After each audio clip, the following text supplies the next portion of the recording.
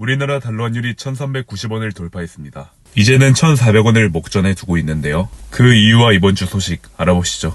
그 전에 먼저 미국의 경기 동향을 나타내는 베이지북이 10월 23일 발표되었습니다. 전반적인 내용에서는 대체로 경기가 큰 변화가 없다고 했습니다. 식료품 가격은 인상했지만 전반적인 물가 상승 추이는 완만한 것으로 확인되었는데, 이는 높은 가격에 사람들이 필수품 이외에 더 이상 소비를 하지 않고 대체로 사람들이 비필수품에 대해 소비를 하지 않는다고 하였습니다. 그리고 임금은 상승했으나 그 속도는 둔화했기 때문에 아직은 큰 문제가 될 부분은 없을 것으로 보여집니다. 그리고 고용과 관련해서는 사람들의 이직도 줄었고 기업도 해고가 줄어든 것으로 확인되었습니다. 현재 시장은 금리 인하를 중단할 이유가 없거니와 다시 한번 연착륙의 희망을 보고 있습니다. 하지만 시장은 마냥 좋은 소식만 있었던 것은 아니었습니다. 요 근래 달러 인덱스는 크게 상승을 하였고 우리나라 달러 환율은 1390원을 돌파하였습니다. 그 이유는 미국의 채권금리가 올랐기 때문인데요. 트럼프가 대선에서 승리할 확률이 높아지자 채권금리가 상방으로 움직인 것입니다. 트럼프가 당선되면 우려되는 것이 관세 인상인데, 관세를 인상하면 우리나라를 포함한 각국의 수입 비용이 증가하게 되고요. 그러면 소비자 물가지수가 상승할 수 있습니다. 이는 곧 높은 확률로 금리 인상이 이루어질 수 있습니다.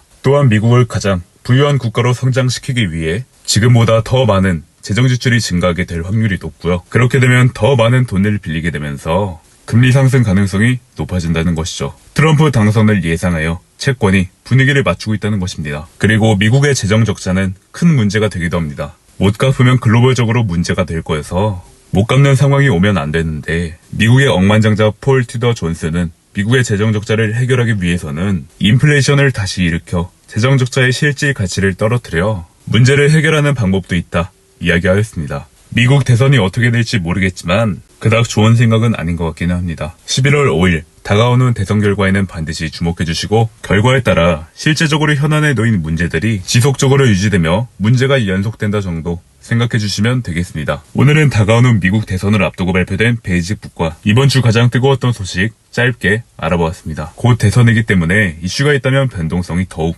커질 수 있을 것 같습니다. 오늘 제가 준비한 영상은 여기까지고요. 도움이 되셨다면 구독과 좋아요 한 번씩만 부탁드릴게요.